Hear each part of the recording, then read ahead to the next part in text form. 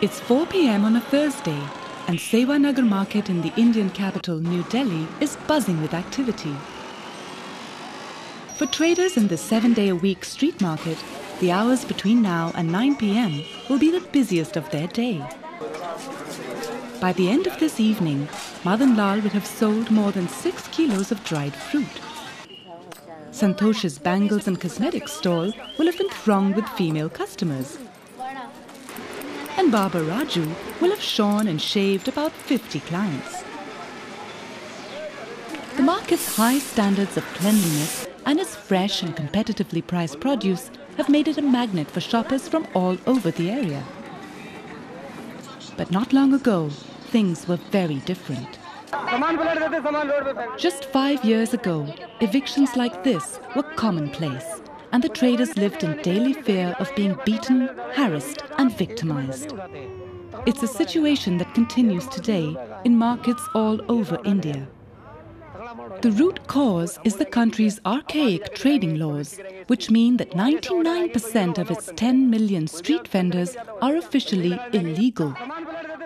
They're at the mercy of corrupt officials, police and local mobsters who demand bribes and protection money to allow them to trade. Even after yielding to this extortion, their produce and stalls are regularly destroyed or impounded.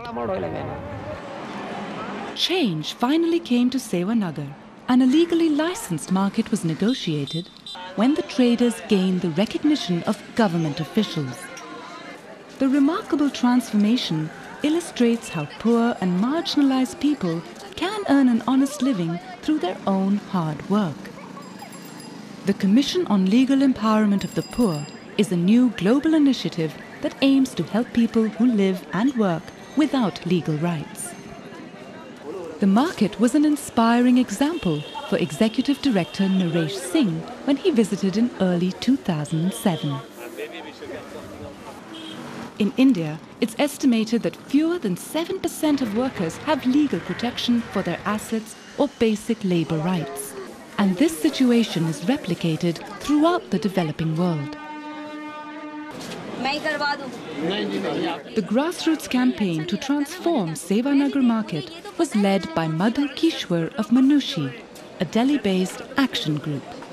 This pilot project is part of a much larger campaign of Manushi, a larger endeavor which seeks to free the livelihoods of the self-employed poor in India from needless bureaucratic controls and extortionist mafias, and recognizes their enterprise as playing a vital role in the overall economy of the country, and therefore allow them the freedom to earn their living without being harassed, without bribes, without extortion, without beatings, without human rights abuses. This transition from exclusion to active participation in a country's economy is at the heart of legal empowerment's work. Progress is often achieved through advocacy among both government bodies and grassroots groups. A key element in the Sewa Nagar Traders campaign has been winning the backing of their local authority and Member of Parliament. Everyone was very happy with the changes which Manushi brought in here. Changes like the hawkers were happy, the residents were happy, the pedestrians were happy, and except for few vested interest group, everyone was happy. So as a Member of Parliament, I was the happiest amongst all of them. Crucially, the vendors have acquired secure tenure through payment of a monthly rent to the municipal corporation, the equivalent of less than $10, which is collected by Manushi. कि हम एक पैसा दे रहे हैं जो सही जगह दे रहा हूँ, जो सरकार को जा रहा है सीधा, उसके बाद वो विकास के भी काम में आता है और रिश्वतखोरी से भी बचना पड़ रहा है। सबसे अच्छा कि मैं कम से कम कमा रहा हूँ तो मेरा पैसा जा रहा है। This model market has proved to be a win-win situation for the local authorities, traders and shoppers too.